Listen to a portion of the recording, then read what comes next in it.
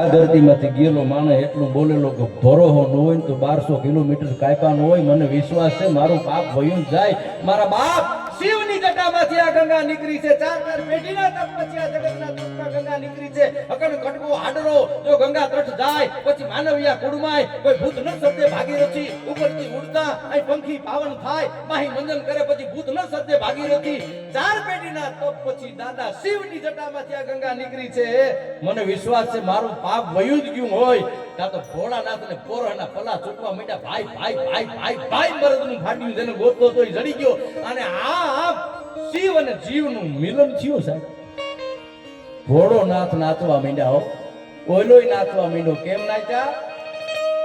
શૈલ Sung સમ વિશાલ જટા જોટ ચંદ્ર ભાલ ગંગ કી તરંગ માલ વિમલ નીર કાજે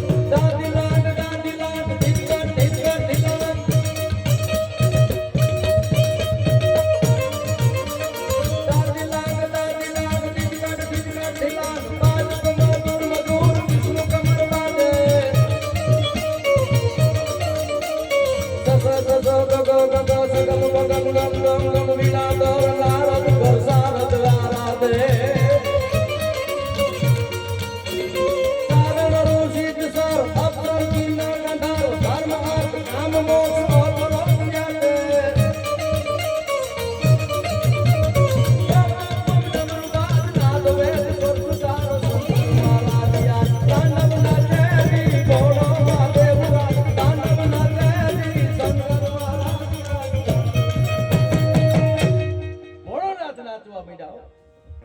હું કામ ઈ હાચો પડ્યા ને એનો આનંદ હતો. અને માં પાર્વતી સામે જોઈને કીધું, દેવી આવાના પાપ હરે હો.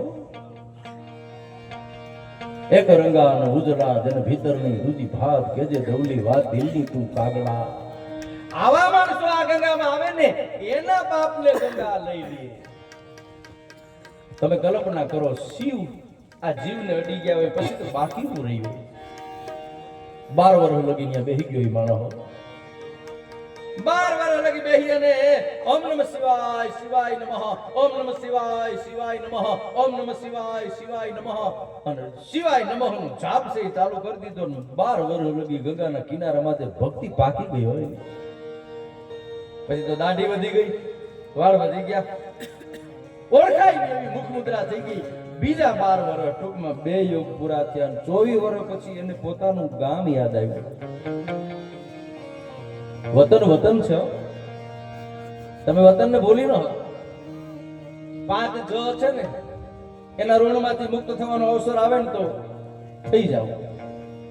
પેલી જનની, બીજો જનક, ત્રીજો જનાર્દન, ચોથી જાનવી, નદી ગંગા, 5મી જન્મભૂમિ.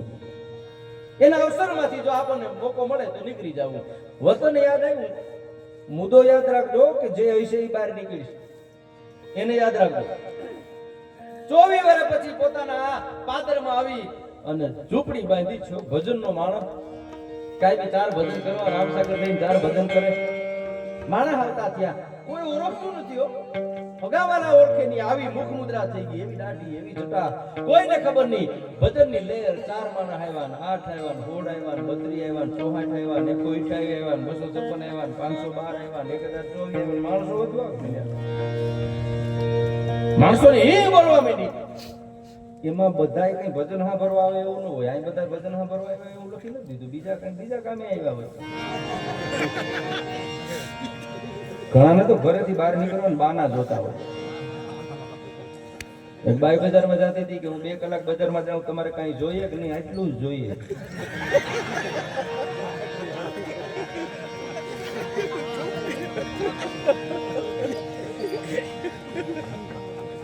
એમાં 2 જણા કે બાબા પાસે માલ વધી ગયો કે તો એ જ કે ને એને કે મહાત્મા નો હોય, એને સંત નો હોય. હે કે માલ વધી ગયો માણસ થાય તો બીજા કે એને શું કરવું? હાલ ઝપટ બોલાવી અને ગયા ભાઈ. બધા વયા ગયા. પછી આ 2 જણા પાછા વર્યા. કટાઈ ગયેલી તલવાર લઈ ગયા, પછી કટાઈ ગયેલી સરી લઈ ગયેલા અને બાપુ બેઠેલા રામસાગર મૂકી નદી ધૂણામાંથી બીડી. ત્યાં આવીને કે હાલે બાબા કાઢ જે હોય કાઢ, હાલ જે હોય કાઢ ન કરવું. પેલા બાપુ કીધું સાધુ ભાઈ શું હોય? ગાંડા સુકાના ને કમળો ના અમારી પાસે કાંઈ. હવે જે હોય કાઢ ને હમણાં બીજી થાય.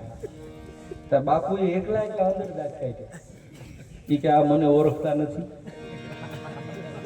24 વર્ષ પહેલા આ ગામમાં જેથી બીજી થતી તેથી હું ઉભો તો આને ખબર નથી. અને અંદર જે જૂનું હતું એ જાગ્યું. અને આમ કટાઈ ગયેલી ચાકુ મૂકી કે કાઢ આને જે 24 વર્ષ પહેલાની સુરવીરતાનો જે કોટો હતો એ વટવૃક્ષ ધારણ કરી લીધું અને હું જ હાથની એક નાખી. 2 બઠા પડી ગયા. જે રામસાગર સંતો હતો ને બઠો કરી અને મારવા માંડ્યા. એ હાથા આઠ રામસાગર બહામ પડ્યા. ત્યાં કેણો પડ્યો કે ઓગળ બાપુ કે નહીં? તો બાપુ ને એટલા દાંત આવ્યા ભાઈ. રામસાગર પડી ગયો. બાપુ કે મારા વગા ઓરખાની, મારા વાલા ઓરખાની, આ ગામ ઓરખું નહીં, તને કેમ ખબર ઓગળ બાપુ? એ કે ભલે ગમે એટલા વર્ષ થયા હોય પણ હથરોટી હજી એવી ને એવી છે. એમ હથરોટી નો બદલે. એ જેની જરૂર પડશે ને તેથી નીકળશે. જો રામદેવજી મહારાજ નો અવસર છે. ક્યાં ગયા સરપંચ ભાવેશભાઈ? ક્યાં ગયા હતા? નીકળી ગયા ચાપી. એની એક ફરમાઈશ ચોક્કસ પૂરી કરશું. પેલા પ્રતાપનો એક પ્રસંગ કહી દઉં, મને ગમે છે. જયદેવ વાંચો પ્રતાપને ગોગડી. મારો વિરોધ નથી, હું વિવાદનો માણસ જ નથી.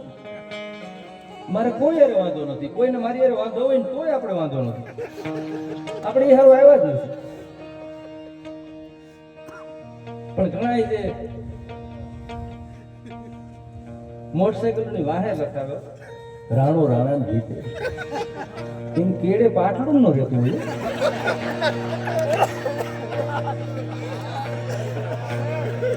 કઈ બહુ દુઃખ છે આપણે રાણાને વાંચ તો ખરી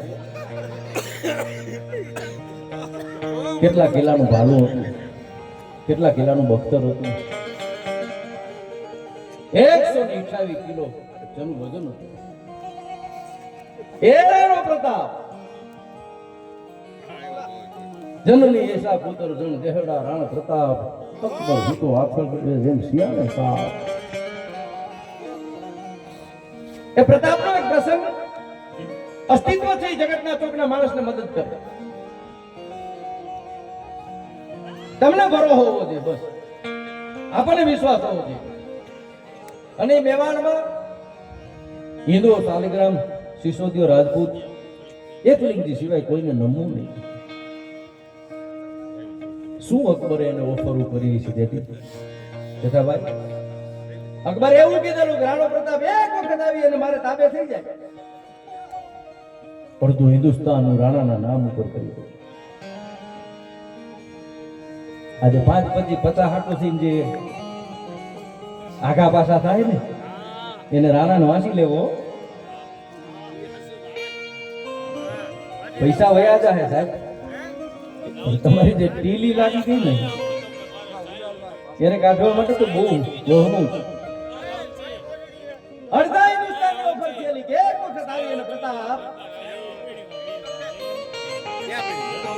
એકલિંગજી સિવાય જગતના ચોકમાં કોઈને નમવું નહીં હિન્દુઓ શાલિગ્રામ અરવલ્લીમાં આખડે છે અકબરે એવું કીધેલું કે મારે રાણા પ્રતાપને જીવતો જોઈએ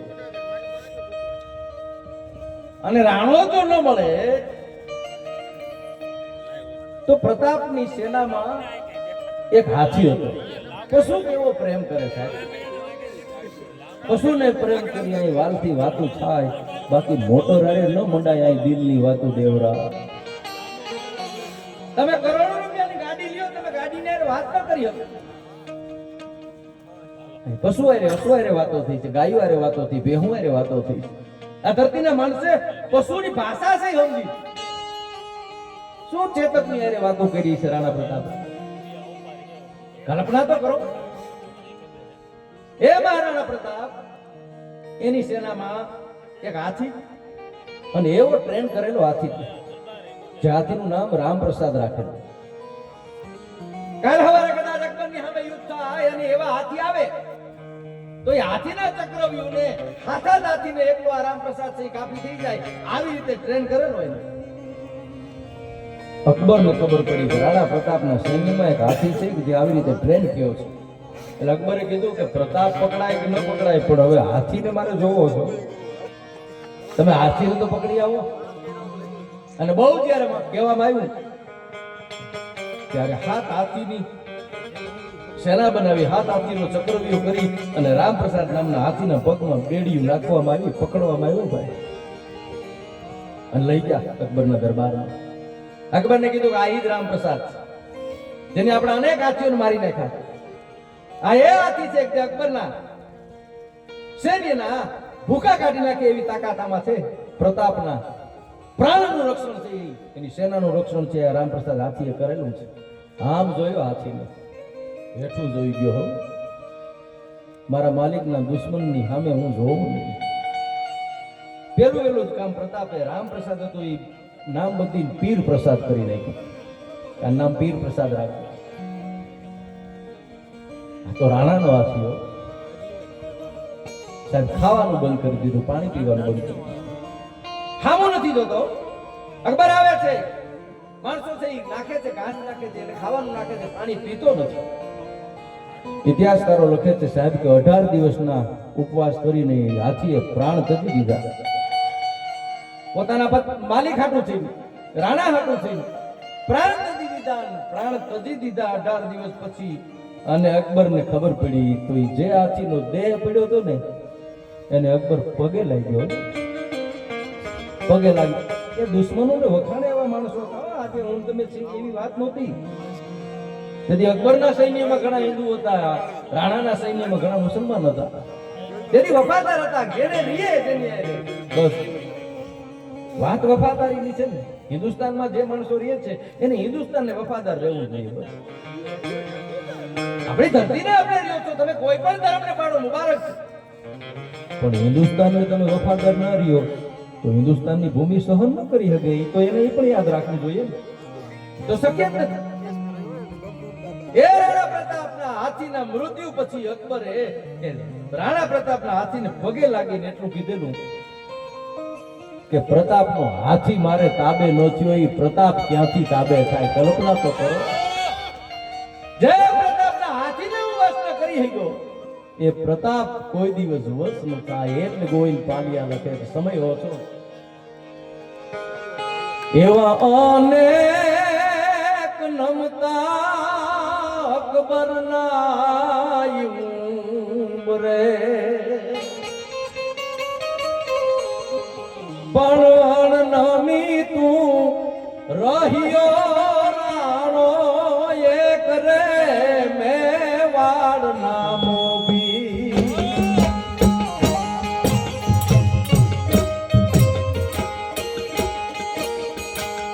એવા રંગ છે રે રાજા પ્રતાપ રાણને,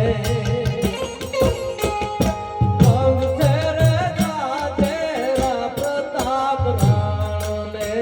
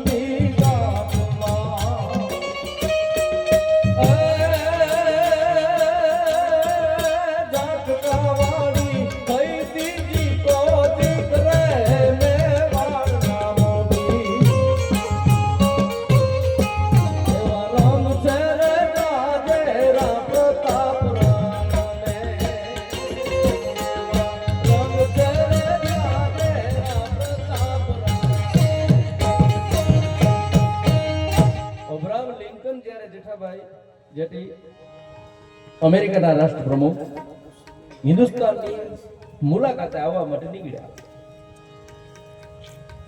એના માને એમ કહે છે, માં હું હિન્દુસ્તાન જાઉં છું, ભારત જાઉં છું, કાંઈ જોઈએ છે તારે? અભ્યાસ બાયો વિશ્વનો અભ્યાસ કરેલી, હિન્દુસ્તાનમાંથી કાંઈ જોઈએ છે? ઇતિહાસકારોએ નોંધ લીખી છો, મારું પોતાનું નથી, મેં વાંચ્યું છે. અબ્રાહમ લિંકનની માએ એટલું કીધું તું, બેટા તો તું જાતો હોય ને તો મેવાડની ભૂમિની માટી લેતો આવજે, આવો પ્રતાપ જેવો પુરુષ નથી જોયો. એના દેશ નહીં કેટલો વફાદાર છે, અડધા હિન્દુસ્તાનની ઓફર કરે છતાં ઠુકરાવી નાખે. એ માટી કેવી છે, આની માટી લેતો આવજે. પછી મુલાકાત રદ થઈ છે, આવ્યા નથી. એક સંજોગવશાત આવી નથી ગયા. એને ખબર હતી મેવાડ હું છે, એને ખબર હતી રાણો હું છે. એ ભૂમિમાં હું તમે બેઠા છે. સરપંચની છેલ્લી આ ફરમાઈશ પછી મહારાજ પાસેથી ભજનો સાંભળવા છે. રામદેવજી મહારાજનો અવસર છે. હમણાં એક લગ્ન ગીત તો ક્રેઝ ઉપડ્યો છે, વીરના જરી ભરેલા.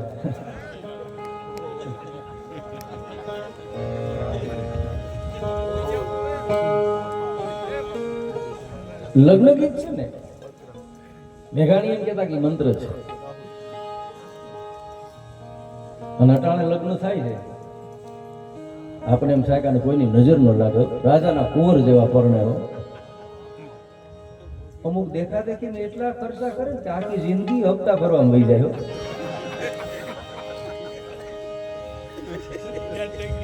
રિલાયન્સ વાળા એવડા લગ્ન કર્યા પણ એની એક જ દિવસની આવક વાપરી હો. અને તું ગુજરી જાય તોય હપ્તા ચાલુ રહે. પથારી એવડી રોજની વાત આવે ને. પણ મારે તો લગ્ન ગીત રામદેવજી મહારાજનું ગાવું છે. છેલ્લો આ મારું દોરનું આ છેલ્લું રામદેવજી મહારાજનો આ અવસર છે. શું કવિઓએ લાડ લડાવ્યા છે. નેત્રા રાણીનો ભરથાર જેથી પરણવા માટે આવેલો છે. એના કવિઓ એના ગીતો ગયા છે. એનોય માંડવો નખાણો છે, એનાય મીંઢોળ બંધાણા છે. એના બા અને બાપે મિલદે નજમલ રાજાએ હરખની હેલીમાં ફગાના વાલાઓએ કોઈ એમને ફરપાવે એવા ગળામાંથી સૂર જદી વેતા કરી અને લગ્નના વધામણા કર્યા છે. તેથી આપણો કવિ એમ કે રામદેવજી મહારાજનો માંડવો કેવો હોય કે પીરનો માંડવડો રે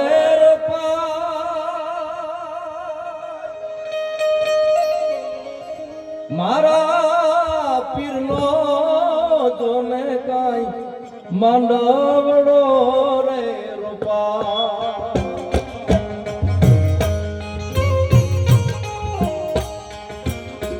પીરનો માંડવડો રે રૂપા મારા પીરનો કાંઈ માંડવડો રે રૂપા. એવા હાલો ને ગાય રે રામા પીરને માંડવ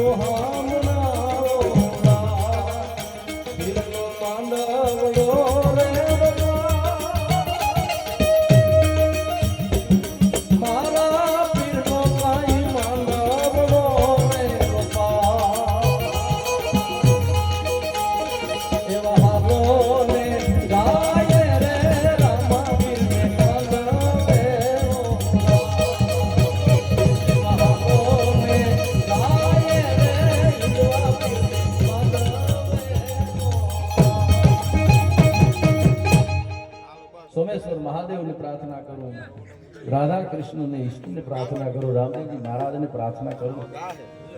આગામના આંગણામાં આવા આનંદના અવસરો છે એ ઉજવાતા રહીએ. ધર્મના એક નેજા હેઠળ, ધર્મના એક અવસર ઉપર બધા સાથે મળી ખંભે ખંભો મિલાવી અને એમાં સહકાર આપે અને સારા પ્રસંગોએ ભગવતીને બધાને ભેરા કરે, બધાને યશના ભાગીદાર બનાવે એવી પ્રાર્થના સાથે મારી વાણી વિરામ આપું. શાંતિથી મને સાંભળો. તમારો ખૂબ આભાર. હરિઓમ તત્સત. જય માતા.